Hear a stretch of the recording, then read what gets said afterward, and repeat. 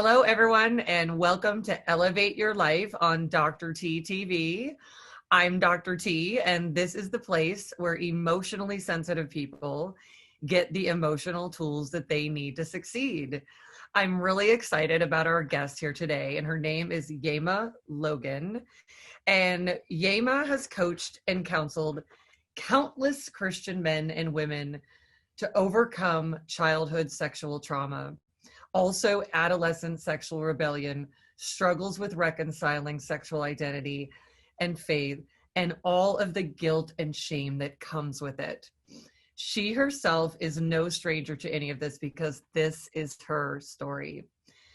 She knows all too well the pain and challenges of being a Christian and dealing with the trauma and bad choices of a mangled and dysfunctional sexuality, wanting so bad to follow what the preacher said, but not finding any practical way to deal with her very real everyday struggles. The good news is that she did overcome all of those struggles and released all of those lies. God gave her a blueprint, a plan, and a strategy to overcome the hardest battle she's ever fought. All the fear, shame, guilt, and anxiety have disappeared, and she wants this to be the same for all of the LGBTQ Christians.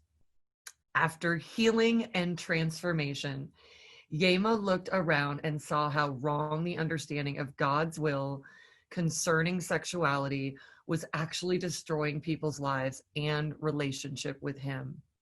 She saw that they did not know the God that she knew, the one who loved her in her weakness, healed her pains, and moved her into a full-on celebration of her sexuality. She became consumed with the desire to set God's people free. After her transformation, God called her a sexual revolutionist.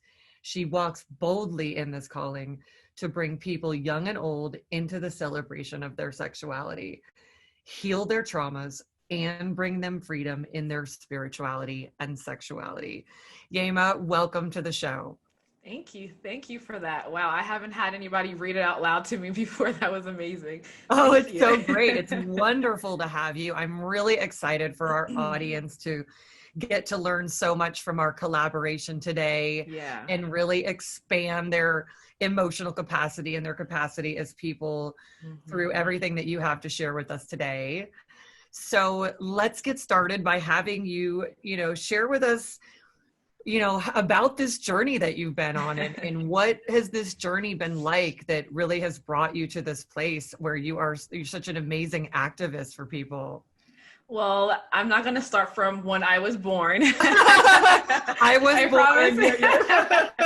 I promise I won't bore you with all of that. But my family history is full of sexual dysfunction. From my father, I am a child that was born out of adultery. And so even from the beginning, it was sexual trauma, sexual dysfunction, not knowing who you are and acting out in that way. And so growing up in that environment, my father was never married. I grew up with him and a stepmother. And so there was no commitment in that union. I was never given the talk by anybody in my family. And so went off to college, very, very head smart, straight A student, but floundered because I had no real life skills on how to have relationship, didn't know anything about my body.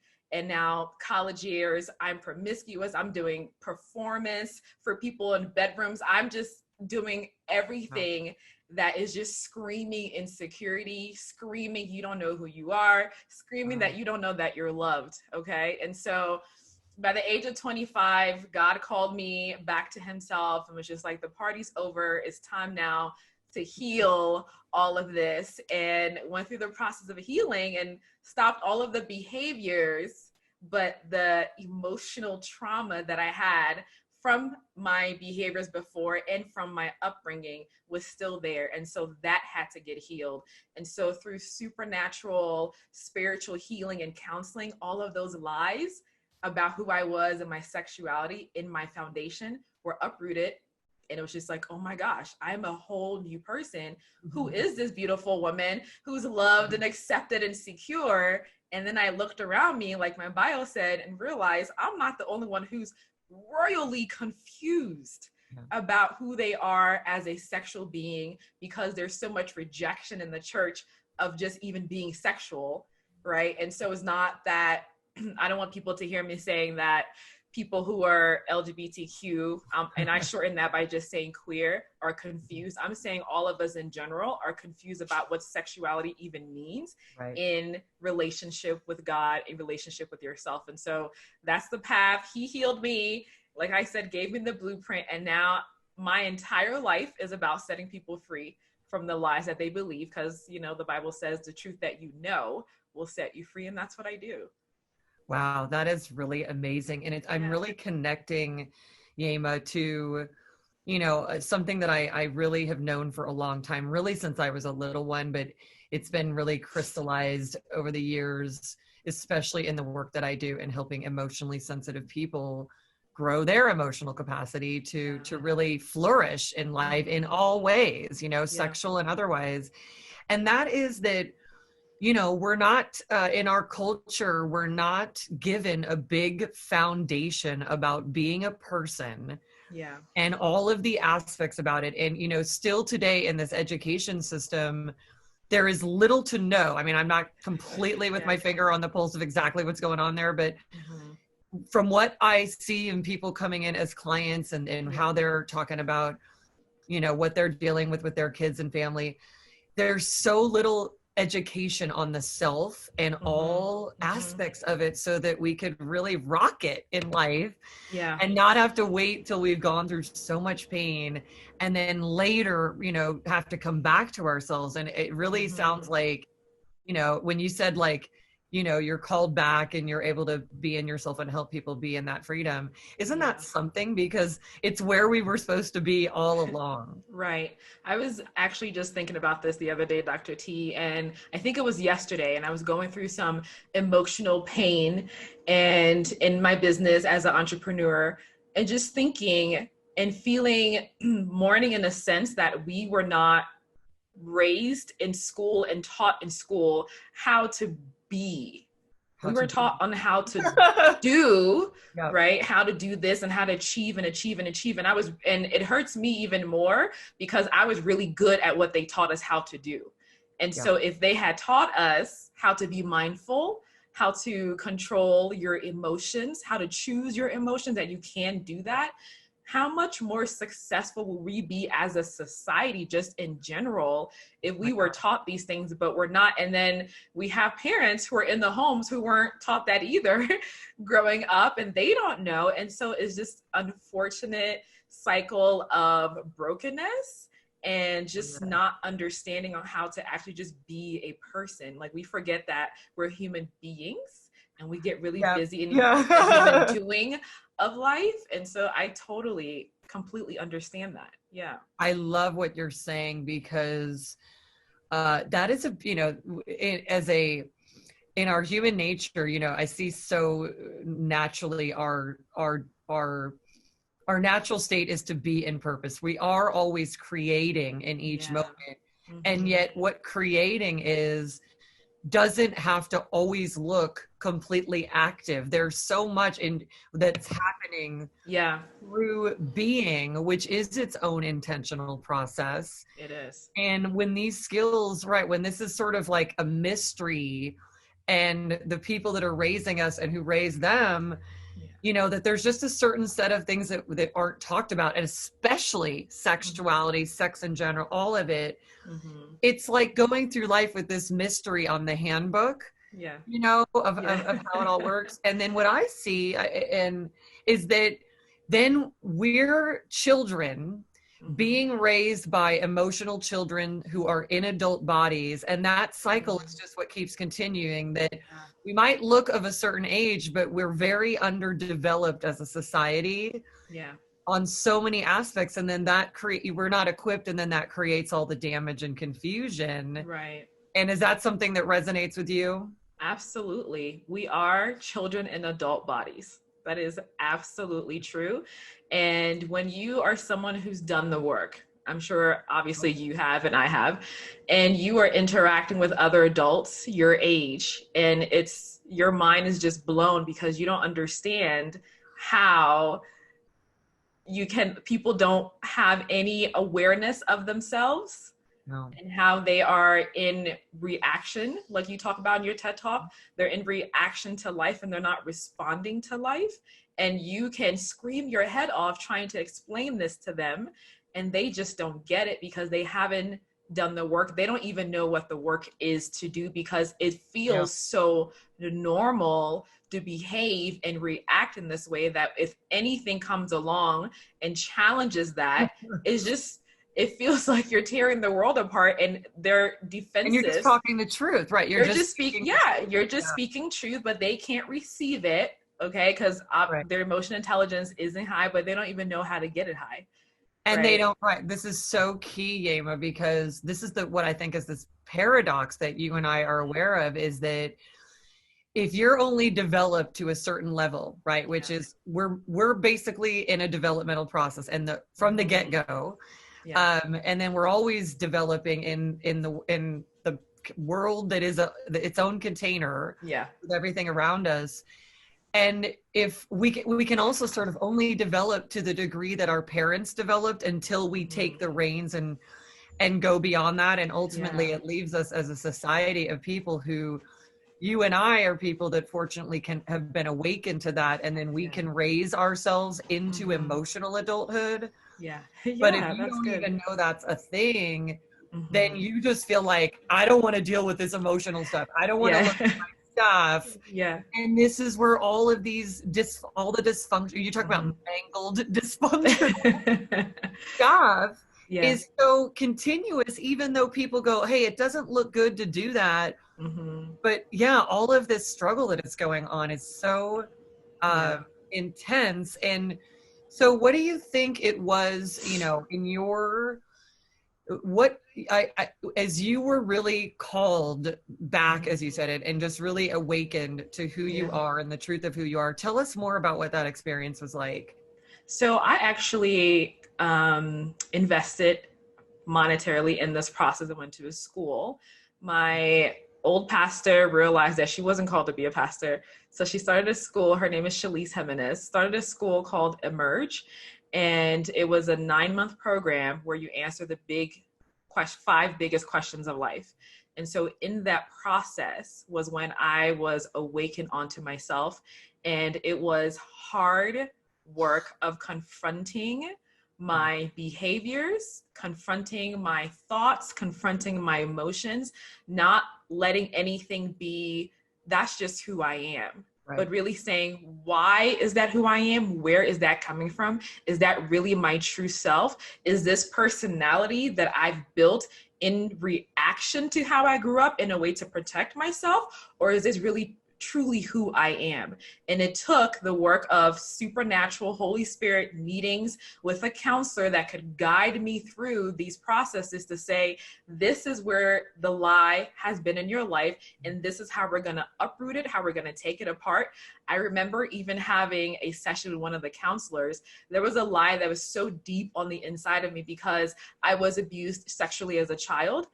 And for whatever reason, I believe that I initiated it and that I was the person that wanted it and believed it really, really deep in my heart, in my soul, in my subconscious, that was who I was as a person. So just imagine that was like around the age of 5, 6, now into my early 30s, late 20s, early 30s. I've been living as this person that is a woman that pursues sexual interactions my entire life. And so the counselor is sitting down with me and we're having this conversation, and this lie is so much of who I am. I never thought about it. I'm just saying, well, this is what's happening. And the counselor stops me and says, I'm not even going to allow you to continue. That is a lie. Wow. And that was that was so foundational to who I was. When that lie was uprooted, everything in my life seemed like it was topsy-turvy. I had no idea. I felt like I was like floating and turning like around and around in space. I had nothing to hold on to because that was what I was holding on to. That was the foundation. That was my foundation Yeah. of who I was as a person. And so to do that work, it was hard. It was uncomfortable. I had to mourn my childhood, something I never thought about doing before, but it was healing, right? Speaking to my younger self and just saying it was okay for you to be a child. This was not the truth. It was a lot of inner, spiritual, supernatural work that I had to go through.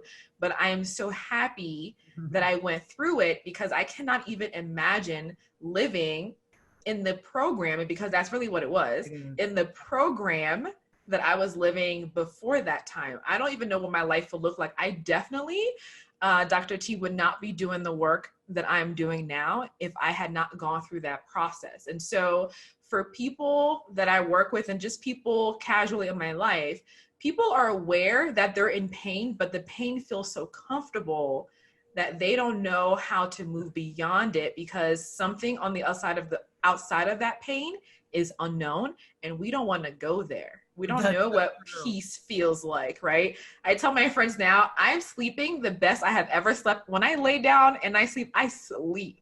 I am rested. I am fulfilled in my life and who I am, as I am so grounded in who I am as a person that I can say that to someone, but if they don't know what the steps are and they don't know really what do I have to do to get there, because that's the scary part, they're not going to want to sign up for it, right? Well, Yeamah, I just want to say amen to that, because you know what you're talking about is so important for everybody to understand, in that you know there is generations and generations of momentum of certain programming. Yeah. And it's really fascinating. You know, the deepest spiritual thing I know also is that we are physics, and whatever we put into intention, whether we realize it or not, subconsciously or consciously, it goes, it creates, and it's got momentum, and the good stuff is being created with the bad stuff. And, you know, we're living in, mostly as a society, we're living a reactive life without people realizing how much reactivity is in everything, because people think reactions are like, wow, I'm upset. And when you said, was I living something as a reaction to this, and that had been embedded there, that's the depth of what I'm talking about, you know, reactivity that comes in all shapes and forms. Yeah. Because to your point, you don't know it, because everyone else is bouncing around in reactivity, and all of these cycles and programs keep getting created. And it really is something, and I love the way that you're describing this, because I know what it is like to have people suffering show up, they know they are called to change it, but they're paradoxically stuck in the programming, so they come forth. And then when it's time to go forward into the solution, it is so scary to face themselves, just because that hasn't been a regular thing of our culture since the time we were little. Right. And it's like seeing somebody come to this gateway, like whatever, the pearly gates, and then fade back as the programming stays there. And it's the most courageous thing. And I want to invite all of you that are watching to face that, to face yourself and what is there, because it is not as scary as what it is to be operating on autopilot. Yeah. Right? Yeah. So Yeamah, so from doing all of that, share more about, you know, what it has been like to make that shift in life. So you are sleeping, you are truly resting, you know, what are some of the other big discoveries that you've had? It's easier for me, I've discovered this, that it's easier for me to relate to other people and not take what they're saying, who they're being, as a personal attack on who I am as a person. Because when you're grounded and you're freed from that programming, you're freed from fear and anxiety and depression, free from all of that, there is a shield, right? The Bible talks about in 1 Corinthians 13, that love always protects, right? And so sometimes we think about it as God's love is coming pointing this way and protecting us. But it is also when we know, deep knowing that we're loved, there is a shield that comes up, and because we're secure within the shield, we're good here. And so if you're saying anything to me that is hurtful or harmful, I'm not saying I'm superhuman and things don't hurt me. I'm saying my final response to you is not me being hurt. My final response is to ask you how you're doing, because I understand and I know the reason why you are reacting to me in this moment in this way. There's something about your self-image that doesn't understand your self-perception and self-esteem that is missing the fact that you are indeed loved. And so where is the missing reacting in this pain and transferring it back and forth? Yeah, exactly. So I'm not engaging in the ping pong of trauma. This is it, girl. Right? Oh yeah, this is it. This is the cycling, right? This is it. Yeah. So it's stopping with you. And in this moment, there is a safe space here because I'm a whole person. Okay. And I'm able to hold space for you to acknowledge that you're triggered right now, and that's okay. And you're triggered to the point maybe where you don't even want to talk about it, and that's okay too, right? And that could be, you know, me personally being a coach and where I'm coming from. Maybe I'm in that moment coaching people, but as a whole person, you're not going to take things personally. And I found for me also, it's easier for me to just be in relationship with people because my expectations of who they need to be for me to feel good about me is not there anymore. And my expectations for them on who they need to be, right, is really not there. I accept you as you are because I've done my work. I can look back on the path that I have traveled and I know all of the hurdles that I had to jump through. And I understand you're probably still at the starting point. I get that. And so I don't have expectations of you being anything other than who you tell me you are in this moment. And that is okay. Right? Wow. Yeamah, this is so powerful because I so love this conversation, and that that my audience, you know, that we're collaborating for here, and yours too, right? That, that they get to see this, they get to know this, because there's so many times that people they'll show up for the help, and I know that they've come to the right doorstep, right? I know that I am being utilized. God has got me on this mission. And the programming is, they can't believe that it's possible. And because I know what that's about, so many things that I know that's about, but one of them is they've really never had a relationship with a non-reactive being. Oh, so good. Yeah. So they don't know what it is for, if they are whatever, they're dealing with anger issues, whatever it might be, just the pain. When you are non-reactive because you are so whole in yourself that you can just be a witness, then they can actually be in a safe, containing developmental process, because you don't become part of the pattern that they will play out with every therapist or provider or coach or healer, because not every therapist, provider, coach, or healer 100% has done their full work and understands that they could join the pattern if they don't completely understand it. Right. That's so good. Not having been in a relationship with a non-reactive person. That's helping me, because I'm thinking about some of the clients that I knew. You are supposed to be here to work with me. I know exactly where you are, and I know exactly how to get you out. And it's hard for them to even imagine being on the other side of it. And I think another thing too that people get stuck in, that our society has made us believe that getting whole is something that's going to take an entire lifetime. I hate this thing. Yeah, this such a lie. Worst. It's very lucrative for people, isn't it? It is, right? That's a what do they call it? Job security. Yeah, exactly. This is job the security worst programming, because then people don't come forward to it. Yeah. Oh my gosh. And because they believe that, it's like the work is not urgent now. You're right. And so I'm going to remain in the pain, because this is how everybody is. We're all trying to figure it out. We all have work to do. It's fine. And so you just settle in, right? You think you're not reacting or responding, but that is a reaction. Your reaction is to not do anything. Yeah. Your reaction is to stay in the pain. And so for our audiences that are hearing this conversation now and realizing, oh, it's possible, I could actually be whole and I could be fine and I could actually walk in love. For the Christians who are watching, I could actually really walk in love without having to white knuckle it through yourself. Through life. No, absolutely you can. Absolutely you can. And so I'm hoping it's like a refreshing, triggering in a good way to say, oh, there's a possibility out here that I could be more of who I am, truly am, the best version of myself.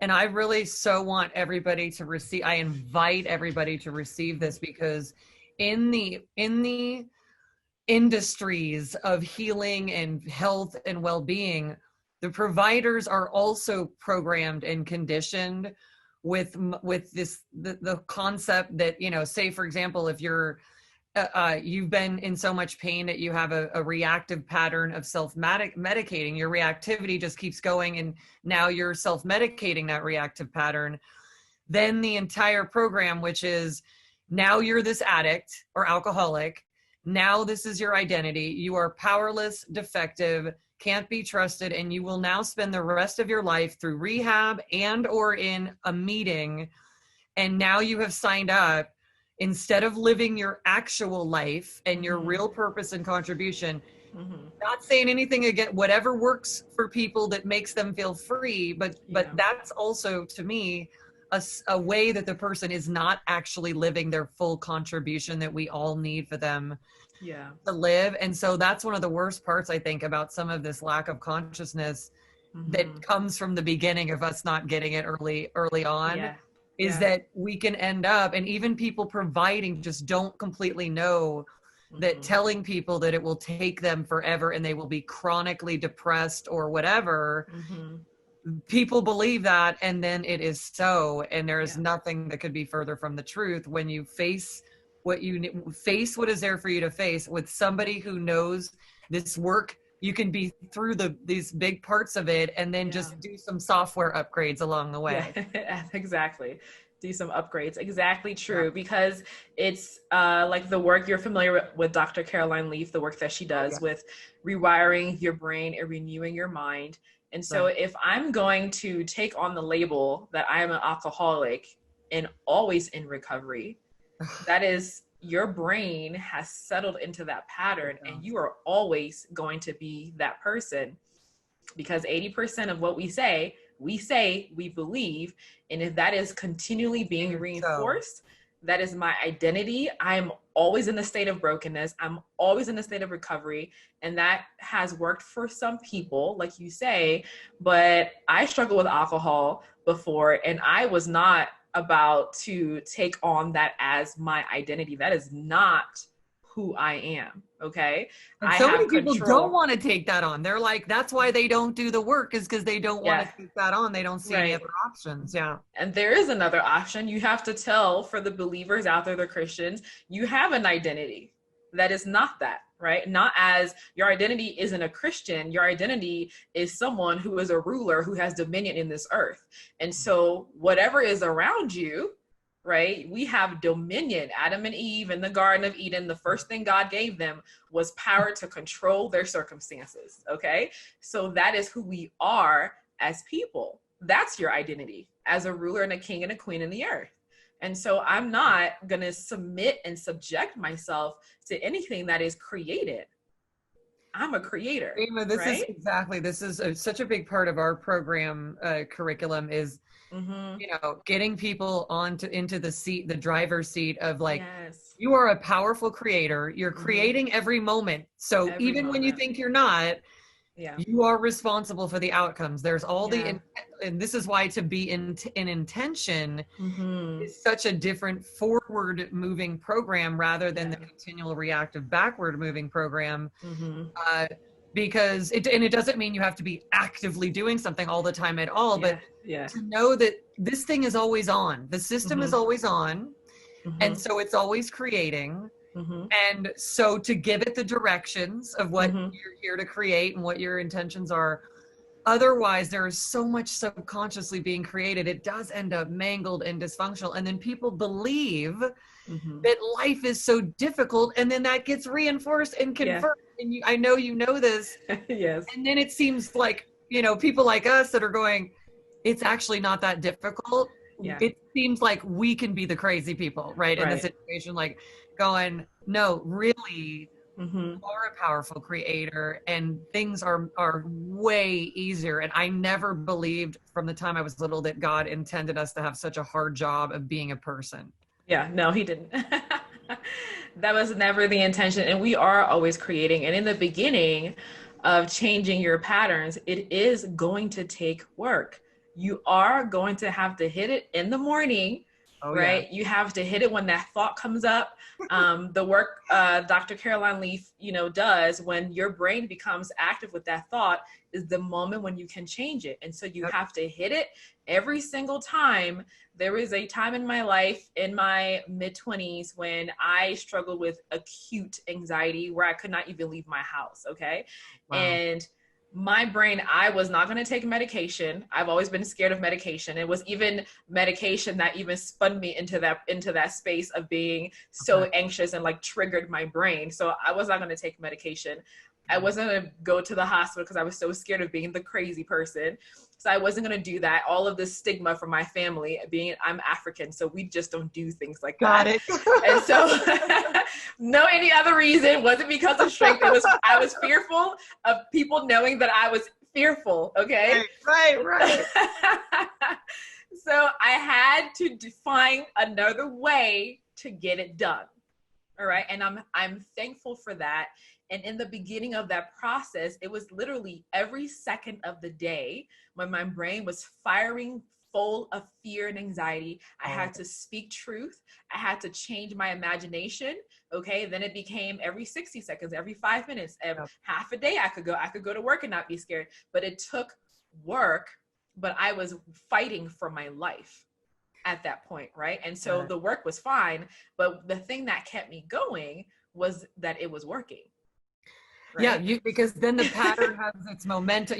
Exactly. You're harnessing from an other pattern, and you're turning this wheel. Yes. And you are literally like, okay, if I don't, and this is where that from the moment you wake up, everyone, just the reactive process goes. And if you are not in charge of the directions, and keep giving yourself the directions so that you automate new stuff. Just like, no different than when we all started to learn how to drive a car. Exactly. We were like super focused on all the aspects of it. Yeah. And then at some point you don't think about it. And then at some point later, you're literally like, who drove my car to the store? I don't even have to like pay attention at all, really. And that kind of automation takes this effort to become effortless. It does. And it's so interesting, Yeamah, how, just really, I love this conversation so much because Me too.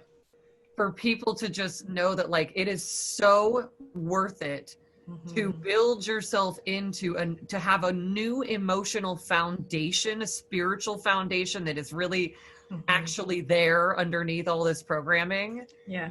Because if your foundation has all kinds of distorted beliefs and programmings, and the ones that are happening that you are aware of are like a drop in the bucket compared to everything that is hidden to you.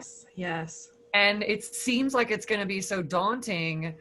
And the truth is when it's done in a focused way, and I'm looking forward to hearing about how you work with people, Yeamah, but we spend 1 year helping somebody literally recondition every reactive piece of programming so that your forward momentum, everyone, you literally are going forward with life. And that's just physics, right? Instead of being popped back into the past all the time. And so Yeamah, as you talk about also that this is not taking a lifetime to redo the foundation. What you will build on it is the next level of fun and cool and depth. But how about for you, how you work with people so that everybody can get a sense of that? Absolutely. So for me, like I talked about earlier, it starts with identity and it starts with the future that you envision. So if you, and you know this, if you have a powerful enough why for why you're working with someone, because the work that we're talking about is not work that you can do on your own. No. Because you will get back into the cycle and you'll just keep recycling your thoughts, keep recycling so many blind spots. And it takes vulnerability and humility to admit that. And that is okay. I didn't do this work on my own. Dr. T didn't do it on her own. We needed help. And so as you're listening to us, we're not saying now go work really hard in your prayer closet and figure it out. Not at all. Okay. You need a guide, a usher. You need a guide to help you along. And so for me, I make sure my clients understand that I'm here to guide them along the way to the future that they've envisioned. And I can help them with that because I know where the blind spots are. I can hear where your lies are. And so we start with you acknowledging, being aware of where you are. Kudos to you, because your awareness started the moment you picked up the phone to get that free consultation with me. Right. Okay. And then when you sign up and make that huge, massive action, that's you saying, I'm committing to whatever this looks like. It's going, it's on. And it's on and it's going, but that's just the initial push of the train down the tracks. Somebody has to, your intentionality, your focus and commitment keeps it going. So we acknowledge, right? And then we have to first start to reconstruct your belief systems, because as a believer, as a Christian sex therapist, not therapist, but coach, we have to reconstruct the distorted beliefs that you have about God and sexuality and faith, especially as a queer person. Then we have to rewire your brain, take out all the internalized homophobia that you don't even know that you've been working on, that's keeping you from living the life and even keeping you from having community with people that are like you, because you have all of this, they wouldn't call it a hate, but it's something very similar, disdain, that's in there. Fear turned into something else that isn't really being told what it is. Yeah. Right. And it's just exactly what it is internalized homophobia. I've had it. I've worked through it. I've cleaned it out. Okay. It's gone out of here. And I tell my clients, it's the sticky doubt where I'm not really sure.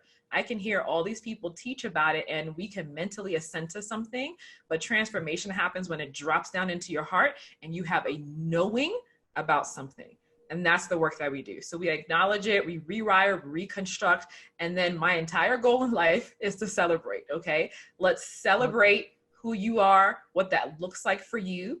What actions does that take? Even if it means you going out and buying new clothes for yourself to try on. Okay. I have some trans clients. If that means that you can keep me on FaceTime and we go to the store and we're buying you some makeup just so you can have somebody there with you, we're doing that because you have to celebrate who you are. Joy, the Bible says, the joy of the Lord is your strength. Joy is an actual strategy of life. It is such the best. It is the best strategy of life that we do as a company of coaches. Every session starts off with celebrating. And when people don't know what to celebrate, like we're hanging. Okay, we'll wait. Let's figure it out. Let's call something up. Let's get a dash of it because it's ultimately an affirmation of the self and life itself. Yes. That you are a powerful creator. Yes. And I'm loving that it sounds like you really go to a level that we go to, which is like, what does the person need? We've got a framework for helping you develop and build a connection with yourself, create a relationship with yourself and all that you were created to be. But you know, what somebody's needing is unique to them. So I love this. If it is the outfit or the makeup or whatever it is, when you're really in this kind of leadership and you're really guiding someone to be embodied and live as this being that they are, it's fun to do, like whatever's called. It's so much fun. And you may not know, right? All of you may not really know, and because you're not completely you're not objective completely yet until you've grown more consciousness. But those of us that can see you without being in reaction to your difficulties, that's where the beauty is, because it's meant to be having each other help help us grow. We're meant to be that. We always were. But let's also, while we're on this interview, let's take out and dissolve all of that shame story that needing support to grow is something negative rather than the real order of everything. Right. Yes. And you know what? Pride is the most damaging thing that any of us could ever walk in. And believers know that pride is the sin of the enemy, right? And the Bible says pride comes before a fall, right? Oh, yeah. So if I am walking in pride because I think I'm strong, and it's pride doesn't, there's two ways that pride shows up in our life. Pride can be, I'm so strong. I'm a strong Black woman. I don't need anybody to tell me how to do this. I can look it up on Google myself and figure this out. I'm fine. I'm smart. I got it. I used to be that person. Okay. I get it. And then pride could show up also as self-pity, because all pride is a complete focus on yourself. It's self-centeredness, really, right? So self-pity, well, nobody could ever help me. I'm always going to be this person. So many people have tried to help me. Right. No one has the key to what's really going on with me. I'm not being prideful. I'm just saying I'm the most broken person. I'm a lost cause. Yeah. I'm a lost cause.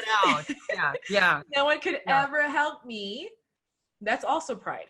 So in both situations, it requires humility to say, I don't know what I don't know, but it sounds like maybe you haven't figured out all the way to the end of life, but it sounds like maybe you're a couple of steps ahead of me. Yeah. And so I'm willing to submit to at least to get where you are. And then somebody else is going to come along, because I think also the misconception is that you get one coach and one person that's going to help you for the rest of your life in every area of your life. And that's not necessarily true. Coaches can get you to a certain point, right? I'm a person that helps you get rid of the sticky doubt of your sexuality and your faith and get you back in beautiful, powerful, juicy relationship with God, right? But that's my lane.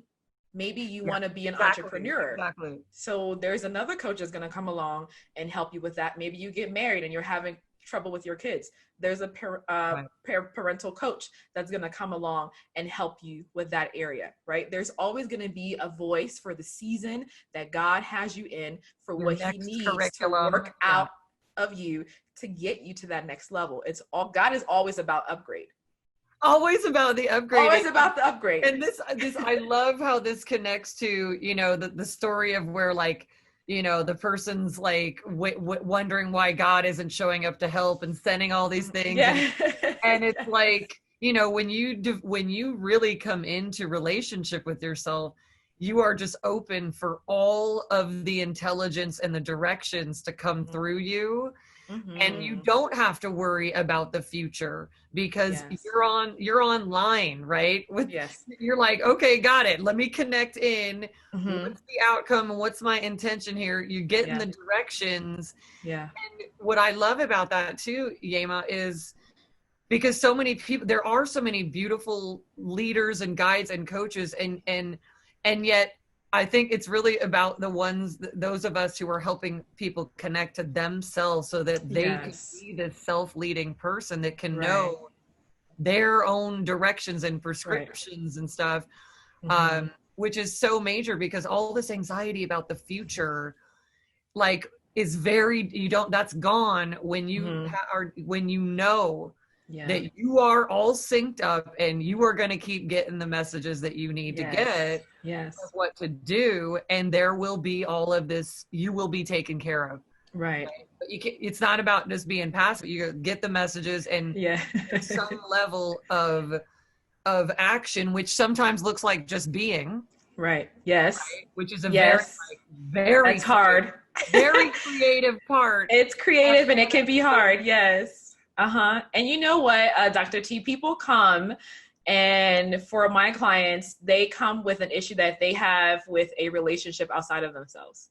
And so, and so it's like a trick, right? I'm like, sure, we can fix that, but here's what we're really going to deal with. Here's what's going on. Here's what we're really going to work with. And here's the other thing. My job is not to be the person that you depend on. My job, like you're saying, is to have you as a self-actualized person, fully embodied, fully in relationship with God, right? Where you can hear him clearly and that voice can lead you in the direction that you're supposed to go. That is for your ultimate good, your ultimate benefit, to be the person that you were created to be. And my goal, and when I start towards the end of my sessions with my clients, towards the end of the program is called the Path to Acceptance, by the way. Towards can you the say end, that again? it's called the Path to Acceptance. The Path to Acceptance. Okay. Mm-hmm. So toward the end of the program, I start to let them know that all in all, this issue that we're dealing with is so 3D here in this world.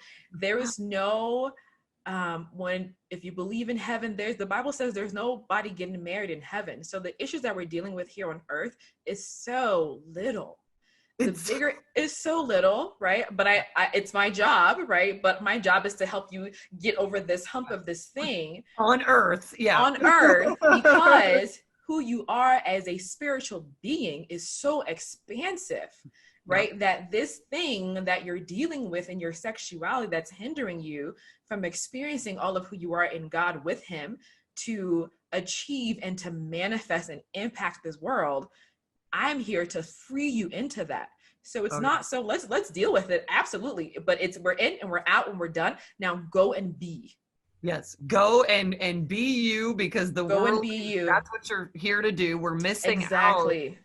When you're locked down, you know, in the old version of being like, when you're locked down, we're not getting your innovations. We're not getting all of your, whatever, you know, the iPhone, you know, somebody needed to be online with all of themselves and all of that authority to be able to create that. And so that I want to really reemphasize that for everybody to know that, like, when you're tuning in to people that, when you feel drawn to get help, it's really also about recognizing that when I think it seems to me that if you're speaking with somebody that is telling you that, like, you're going to need you're going to need them for life, or you're like, you have this is the sentence, you have so much work to do. That may not be the best fit of the situation, rather than people like myself and Yeamah who've got strategic processes. We're like working an agenda for you, not just the thing that looks like the problem that you're coming for, which we'll deal with on a tactical level because it is your earth life, but we're actually helping you have the framework for dealing with everything. Right. The foundation of your own self and all of the power that you are given and connected to for dealing with anything. So otherwise you could be forever in therapy on topics. Yes. Oh, yes. That's a lot. And you're meant to be doing other things. So much more. I've tried therapy. When I was in my old profession, I went to therapy and I'm sitting there thinking, I need a plan. Where's my plan? And like, I get it. I have these emotions. Okay. Thank you. All right. Okay. We've talked about this. I need a plan on how to get out of this. Do you have a plan? Do you have a process to get me over this? And that's the Path to Acceptance program. My methodology, the acronym is ARRC. So it's an arc. Like, we got to get you over it, up and over this situation into your life that you're supposed to be living. And like you're saying, if someone tells you that you are going to need me for the rest of your life, you are not my God, you are not my Jesus, that is a red flag, and I am not engaging. Kudos to all the therapists out there who are doing the work and they really feel strongly about their purposes. There are people who need that and just need somebody to talk to because they don't have any objective people to sit down and just flesh things out with. Kudos to that. But if you need a plan because you have a goal, you go in a time frame that that's not going to take you a full more than 12 months to get through. Exactly. Get a coach. You got real change right now towards a specific personal or professional goal. Yeah, but this is so coaching. Cool. Years and years, I mean, a long time ago now, I just remember I would be in therapy. I'm like, I'm fairly young at this time. I'm going, I'm pretty sure we know the problem. And I'm pretty sure you don't have the solution. Yeah. And again, kudos to everybody showing up in the evolution of helping people.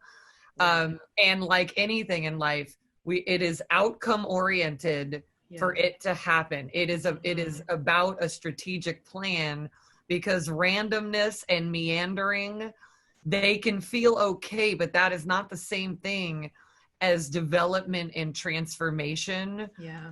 Because your contribution, because you are waiting to give that contribution in the way that you want to, and we're waiting for that contribution. And so I love hearing about this program, Yeamah. And just so we all know, what are the biggest results? I mean, you've given us quite a bit, but any other thing you want to share about the results that people have when they get to be led by you and go through your programs? Absolutely. So for me, and these people I'm talking to are Christians, right?